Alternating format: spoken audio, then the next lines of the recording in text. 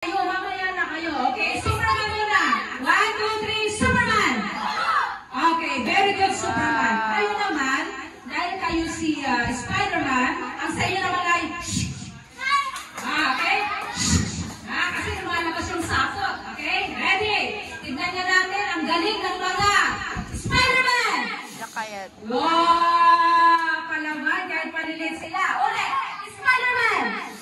Wow! Dapat may tunog para dapat ganon, okay? And then, kayo naman, dahil Catwoman kayo, sa inyo naman, meow! Okay? Okay, ready? Parinig sa mga Catwoman. 1, 2, 3, go! Yung naganda naman ng Catwoman natin. Okay, ulitin natin ha? Superman! Spider-Man! Catwoman!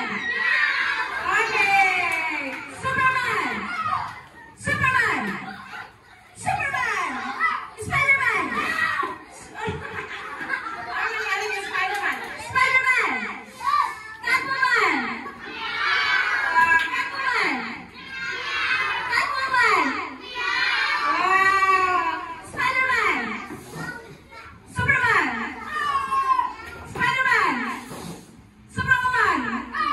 Meron ba? Wala naman Superwoman eh. Okay, so thank you very much. Kahapon, ready na ba kayong makinig? Okay. Kahapon, hindi sila makabubuan. Kahapon sa kwento, nakilala natin kung sino talaga yung dapat na maging superhero ng ating buhay. Siya talaga yung may malaking nagagawa sa ating buhay.